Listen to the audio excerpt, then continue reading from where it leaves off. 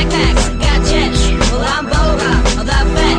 Got bounty hunt for Jabba Hutt to fun and the information for Star Wars D6. Let's go straight to the news. HoloNet news, no less. That's right.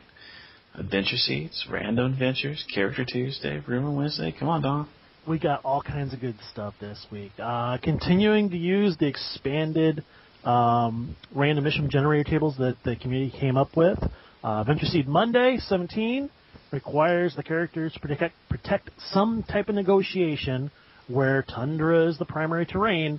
Unfortunately, they have wrong intel, and they're being opposed by a rival intelligence service. So there you go. You got the whole Tom Clancy Hunt for Red October kind of thing going on. Or I'm sorry, no. It's Clear and Present Danger. There you go. That'll work. Random Adventure number 10 this week. It's kind of interesting, one, because it involves a lot of really cool plot ideas like protecting a group, a dying delivery, a quest, a trap, a throne room duel, terrain such as the open sea, a palace of the ruler, and a madman's fortress. I mean, tons to use. Where's the partridge in a pear tree? I don't know. I'm saving that for the Christmas special. Gotcha. Or is it? I'm sorry. It's not going to be Christmas special. What? Force Day?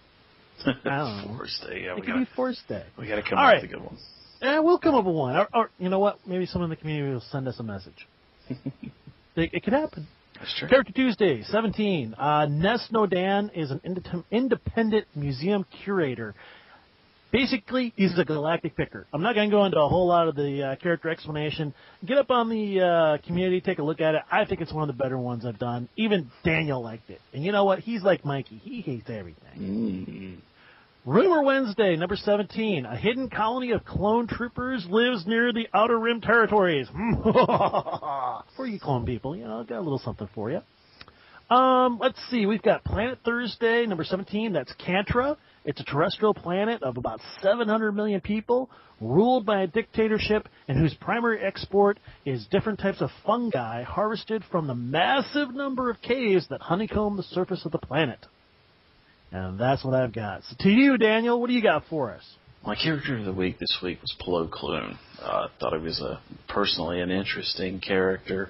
Jedi Master, he is a Keldor, and they do not breathe oxygen, so they have to have not only a breathing mask, but a set of goggles because they normally live in low light conditions. Master Koon's biggest thing was that he saw the clones as more than just expendable. He often put his own life in the way of his clones, which I found to be rather ironic. When Order 66 came down, they pretty much shot up his starfighter and killed him. A question for you, Daniel, because I'm not real familiar with this character, or some of the ideas that go with it. Now, I mean, is that sort of like inferring that other Jedi generals didn't really treat their clone troops that well? The name of one escapes me at the moment, but yeah, there was a Jedi. There were more than one Jedi that saw the clones as nothing more than, some of them saw them as obstacles, others saw them as less than human.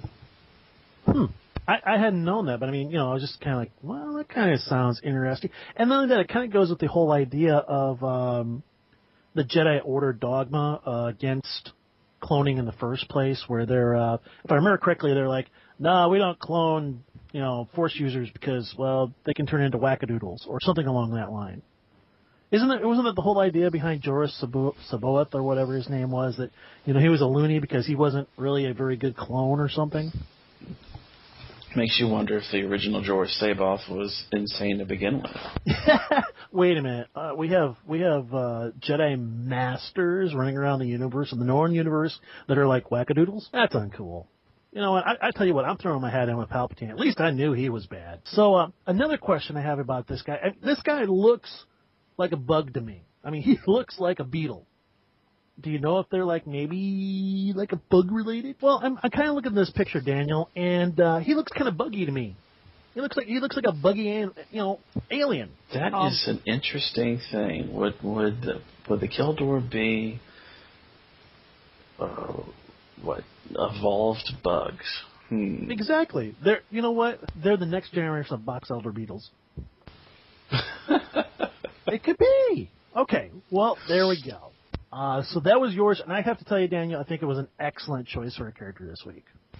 It wasn't my choice. I give all my thanks to the actual Star Wars movie community on G+, who kindly enough pick a character for their character of the week, and I just stat it. Well, there you go, man. You are the go-to guy. You're the stat man. Stat man. Enough of the news. Let's go to the Ronto buffet. That's right. And as I say every week, all you can eat, baby. Ty Caine and you are working on the official template collection. That is correct. I just sent over about 1/3 of the stats to Ty a couple days ago. Apparently he's kind of busy at work and stuff, and he's a busy guy. He told me about his commute. It's crazy. I tell you, wow. I hope he is making just a crap ton of money because that is a commute. And but anyway, I guess right now what it is we're going to format it in such a way that all of the fluff is removed. It's going to be a 2-sided character sheet. The second side of the character sheet is going to be the background, the fluff, that sort of stuff, and that'll be left blank so the person can put whatever they want in it.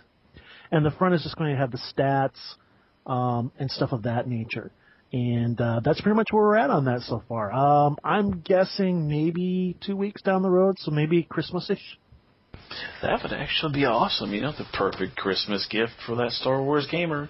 That's right. A book of templates, 1/5 of which are completely useless. Now, how are they completely useless? Well, quite honestly, you don't really... There's some of them that are just, so silly. Now, I can't think of one off the top of my head because you kind of put me on the spot, and I wasn't prepared to actually answer that question. But I think we all know that, kind of we've seen it in other games where people try and, get, every single sort of character idea they possibly can and crunch it. And there are a couple, nothing I can think of off the top of my head. That really makes it bad. It makes it like I'm talking out my butt, which I do every once in a while, but usually I talk like this. But, usually it requires a translator. But anyways, the point being, there's 1 or 2 of them in there. Anyway, I tell you what, about 3 weeks ago, I posted an idea for critical successes that stated, and if you don't remember, I'm just going to go over the rules real quickly. If a skill roll is made by 10 or better, a critical success has been achieved. And essentially what happens is the player describes the success with the GM being the final judge. Okay? Now, the other day, I happened to be going through my Star Wars 2nd Edition Revised and Expanded. I can't remember what it was, but I ended up on page 79, which is called Interpreting Roles. And so I was like, well, hey, you know what? It's always a good idea to take a look at that. So I did. And what I read was, if a roll beats the difficulty by 15 or more points, the character may have made a spectacular success. When a roll fails by 15 or more points, the character has failed spectacularly, possibly triggering a few other problems along the way. This kind of failure can be similar to a complication, end quotation marks. So, the rule mechanic was already there, just a little harder than I suggested. I suggested 10, they suggested 15. Now, as well as the added twist, what I put in there, it's pretty much the same thing, except I added in there that the player narrates what happens. So now the rule should read something like spectacular success or failure. If a skill roll is made by plus or minus 15 or more, a spectacular success or failure has been achieved, wherein the character narrates what happens with the GM being the final judge. What do you think? I like it. I do too. That's why I put it up there. Hopefully people can use it. And in fact, I'll tell you what, I'll give you an example of that just happening the other night in the game I had. The character who had been imprisoned in a prison cell, obviously, had broken out, had gotten past the locked door, exiting the prison area, and he ends up in a hallway immediately across from what would be called like a guard shack.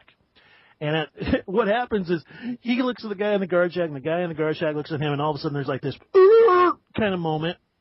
And he's like, okay, I'm going to run across the floor, do the Elvis slide, and I'm going to use my stun baton. I'm going to smash the controls on the door so that it can't be used.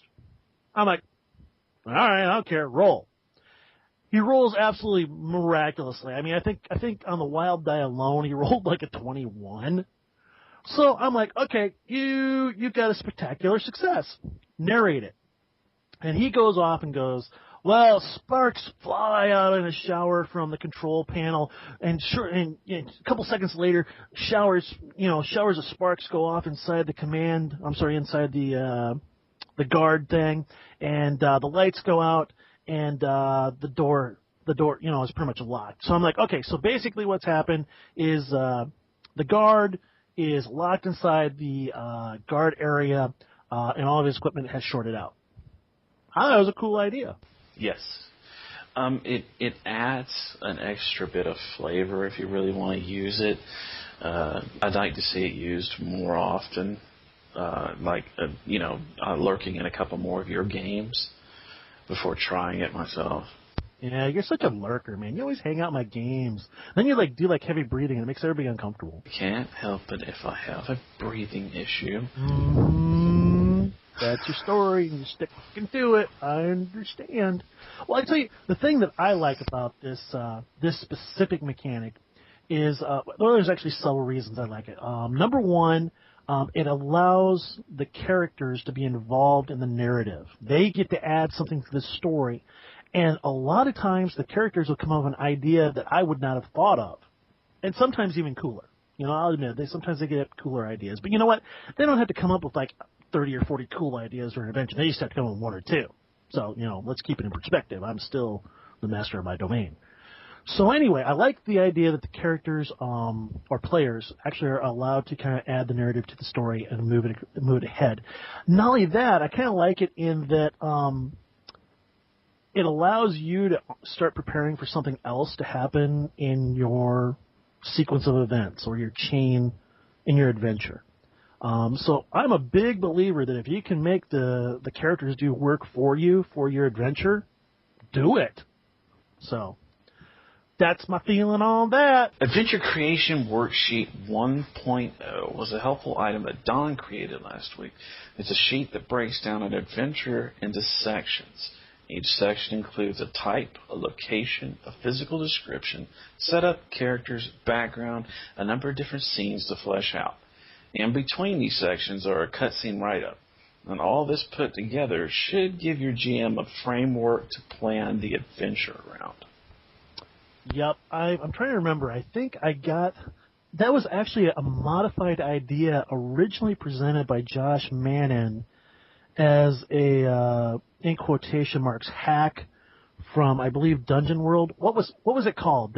When you fleshed out like a group. Fronts, that's what it was. And so this is pretty much an elaboration on that, and also just kind of gives it a little bit of context so that you have a framework in which to make your adventure. I don't know.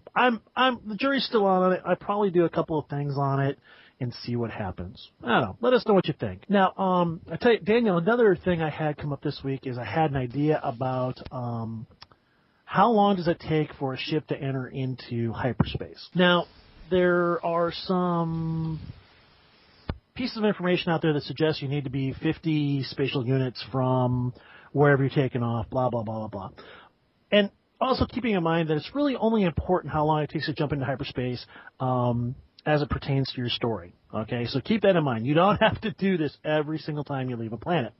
But something I suggested was that basically during the game, when it's important to know how long it takes before a ship can make the jump to hyperspace, the rules are written don't really give an answer to this. I mean, it's alluded to 50 spatial units.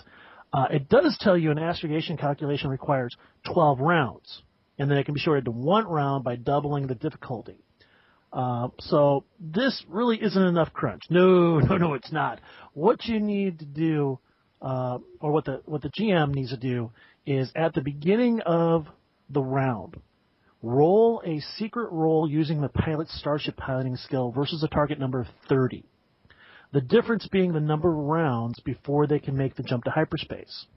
Now, the ship still cannot make the jump until the astrogation calculation is complete, but